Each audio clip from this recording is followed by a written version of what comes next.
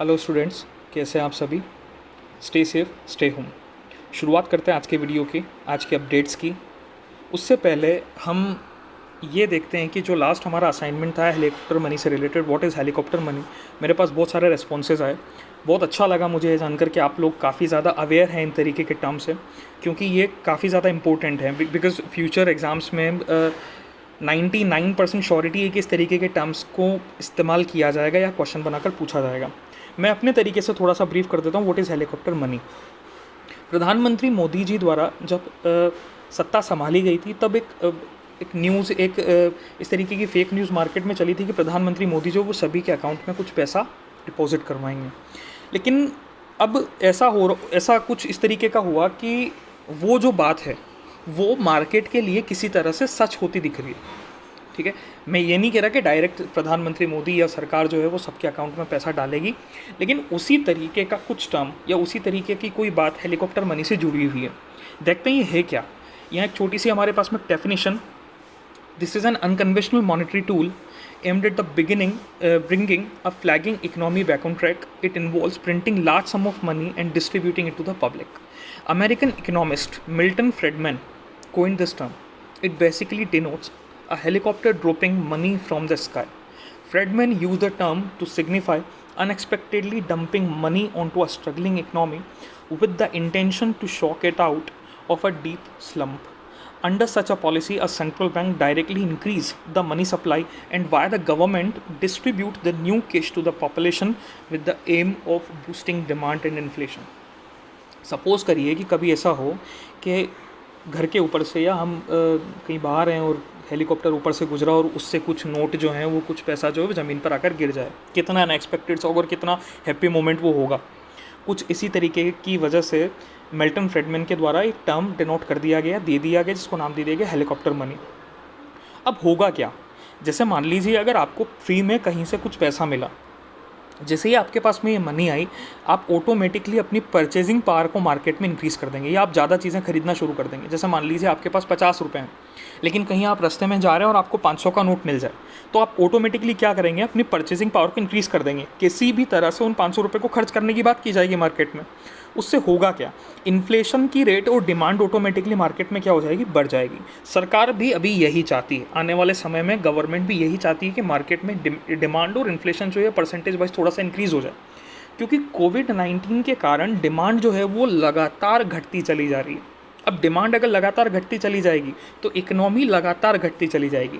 इसीलिए गवर्नमेंट ने इस टर्म की बात की, हेलीकॉप्टर मनी के। अभी काफ़ी चल रहा था ये टर्म, ठीक है। तेलंगाना के सीएम के द्वारा भी इस पर एक पॉइंट दिया गया था कि इस तरह का कुछ टर्म हमें लाना होगा या इस तरीके से हमें कुछ बात करनी होगी। तो देखिए यहाँ पर क्या है कि किसी भी तरह से मार्केट में मनी के फ्लो को इंक्रीज़ करवा देना। अब देखना, यहाँ पर एक टर्म दिया गया कि printing large some of money. ज़रूरी नहीं है यहाँ पे कि प्रिंटिंग करके ही मनी को जो है मार्केट में उसके फ्लो को इंक्रीज़ किया जाए। बैंकों द्वारा या गवर्नमेंट द्वारा या रिजर्व बैंक ऑफ इंडिया द्वारा क्या किया जाएगा, जो फंड, जो मनी बैंकों के पास में, रिजर्व बैंक ऑफ इंडिया के पास में मौजूद है हालिया अवस्था में, उसे मार्केट की तरफ सप्लाई कर दिया जाएगा। यानी कि मनी के फ्लो को मार्केट में इंक्रीज़ कर दिया जाएगा। अगर प्रिंटिंग बढ़ा दी जाती है, अगर बढ़ा दी गई तो demand and supply, goods and services और मनी का फ्लो जो है वो थोड़ा सा रेशो जो है वो थोड़ा सा ऊपर नीचे हो जाएगा। तो गवर्नमेंट कभी भी उस रेशो के साथ खिलवाड़ नहीं करेगी। हो सकता है थोड़ी बहुत प्रिंटिंग यहाँ पर ज़रूरत पड़ी तो बढ़ा भी दी जाए, बट अभी जो पैसा बैंकों के पास में, रिजर्व बैंक ऑफ इंडिया के पास में मौजूद है, वो फंड जो है वो ट्रांसफ़र किया जाएगा मार्केट की साइड। अब जैसे ही वो मार्केट की तरफ ट्रांसफ़र होगा तो ऑटोमेटिकली लोगों की परचेजिंग पावर और डिमांड जो है वो बूस्टअप हो जाएगी। जैसे ही वो बूस्टअप होगी तो इकोनॉमी को थोड़ा सा हम ये मान सकते हैं कि इकोनॉमी हो सकता है उस समय थोड़ी सी उबर जाए, जो अभी हालिया स्थिति है इससे। बाकी देखना होगा आगे कि क्या गवर्नमेंट इसे इम्प्लीमेंट कर पाती है ठीक तरीके से या नहीं कर पाती है, आने वाला टाइम ही बताएगा। But it's a good term, it's a good thing for present. वर्तमान समय को देखा जाए तो ये चीज़ अच्छी है, लेकिन इन फ्यूचर अगर जैसे कभी कोई आ जाए इस तरीके की बात कि नहीं, इन्फ्लेशन को बढ़ाने के लिए हेलीकॉप्टर मनी कभी भी इस्तेमाल कर दी जाए क्या, तो आंसर होगा नहीं। जो अभी स्थिति है, जो कोविड-19 जो आपातकाल हमारे सामने है, इस आपातकाल के समय में ये टर्म अच्छा है। इसमें कोई किसी तरीके की अभी इस नेगेटिव हम बात नहीं देख सकते, पॉजिटिव ही एक तरीके से। अब हम देखते हैं इसके बाद में move on to the next thing, जो कि हमारे करंट अपडेट्स हैं। उसमें सबसे पहली अपडेट है, which rocket will be used in demo 2 mission of NASA. NASA द्वारा डेमो 2 मिशन, एक यहाँ पर मैंने आंसर पहले टिक किया हुआ है, देखिएगा फाल्कन 9।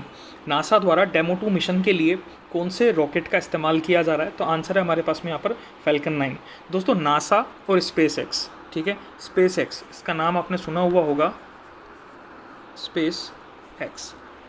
स्पेस एक्स ये एक कंपनी, इस एलन मस्क, अगर आपने नाम सुना हो तो, एलन मस्क की कंपनी है कि स्पेस एक्स, जो कि अंतरिक्ष से संबंधित जो भी ऑपरेशंस होते हैं उनको चलाने का काम करती है।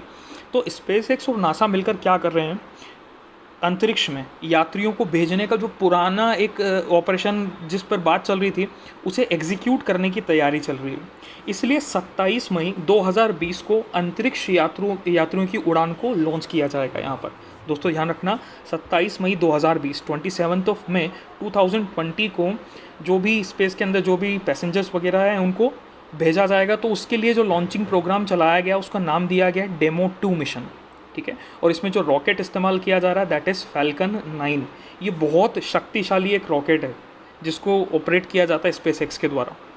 तो फाल्कन 9 इसको लॉन्च करने का काम करेगा। फाल्कन 9 रॉकेट जो है इस डेमो 2 मिशन को ऊपर लेकर जाएगा।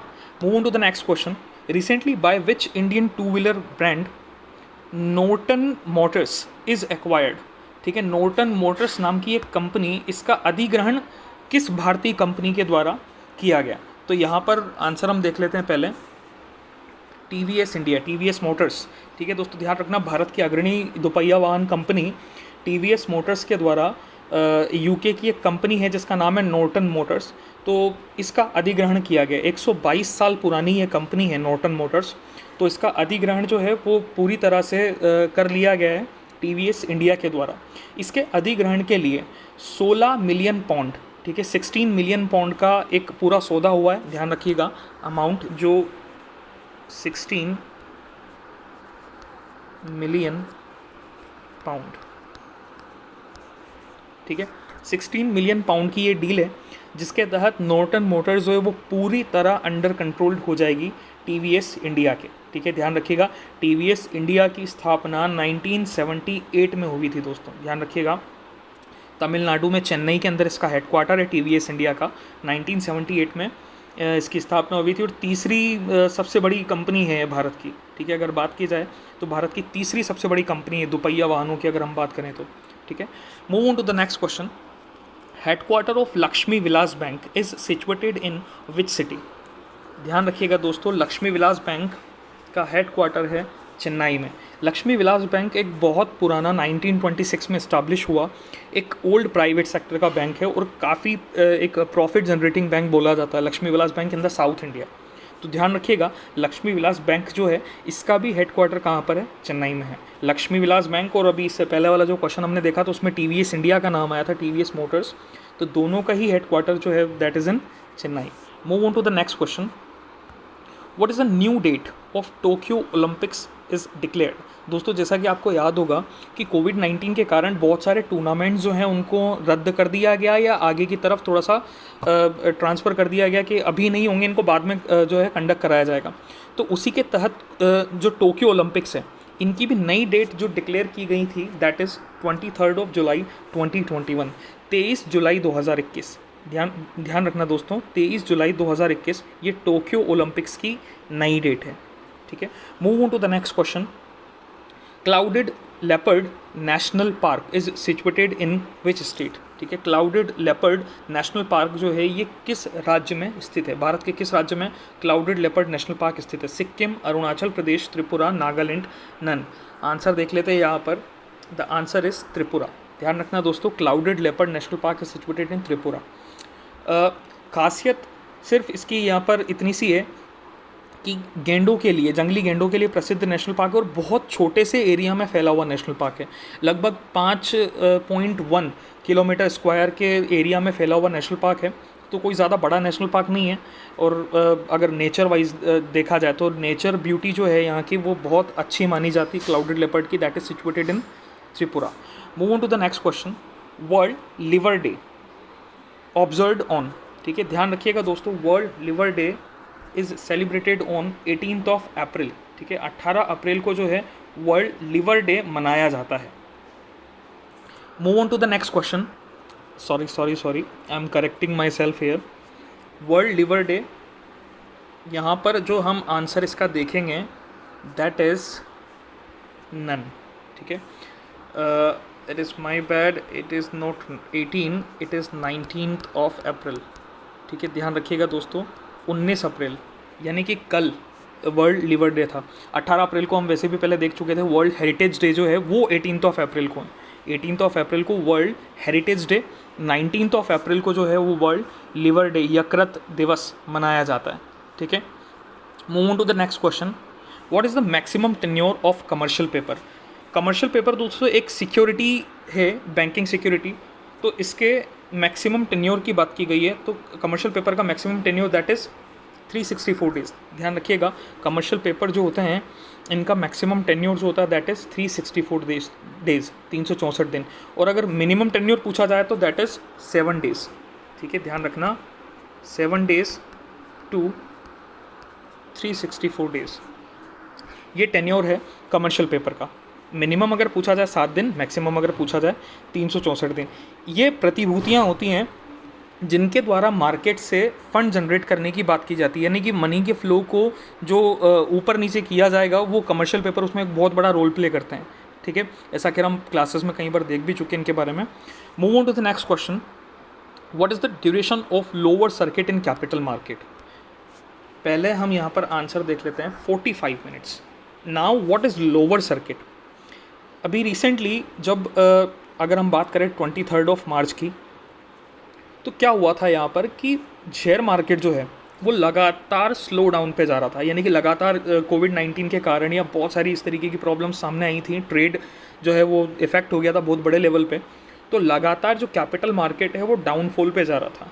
अब एक ऐसी सिचुएशन है कि यदि मार्केट के फर्स्ट हाफ में अगर मार्केट 10% से ज़्यादा अगर गिर जाता है, यानी कि 12 बजे से पहले पहले अगर मार्केट जो है वो अगर 10% से ज़्यादा अगर गिर जाता है तो वहाँ पर लोअर सर्किट लगा दिया जाता है।